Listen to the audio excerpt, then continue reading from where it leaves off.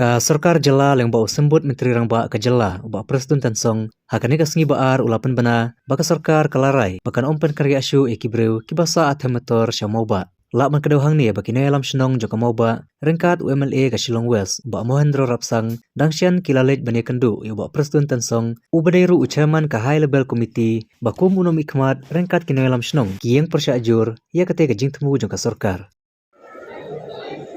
The whole of Mauprem area, because they seeing one decision taken by the government that we are planning to shift that sweeper or friends from sweeper lane at Yomolong to the Mauprem TB hospital where we call it.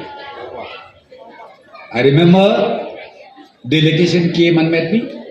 The Rangba Shnong, the traditional head, came and met me, and I assured them, this one, we have taken note of it. We will not just bulldoze, or we will not just go against the wishes of the people. So let me inform you now that we have taken a decision that relocation should not take place this side. Itu diperolok di bawah bantuan politik isu kasyong hati. Dan I assure you, relocation of our friends from Yomolong will not be shifted to this side.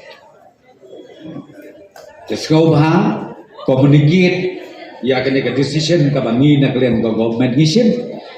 But pin sayo isu akhirnya kisni kebantuan ya ke ka lentia kebangin ke sarkar ngin tamba kawai ke bangakwa banong ya pi relocation has to take place kipat ba ante hiyo molong klasito kibabli kiperlok jongi kibla syakri ya kejela jongi palat yang san hostnet kakam sdeu kategori apa jika slum teni kwa ban shift yaki kidei kidok kisna kibaya dononka ban ni kamekla ngirna ban klet ki jila bahajong ki tambang ni hapru ya ban pet ya ka jingbit ke jingbiang lang jong ki pajba ke jela mekla bat kumjuru na kamta jong ki tu ki pajba lani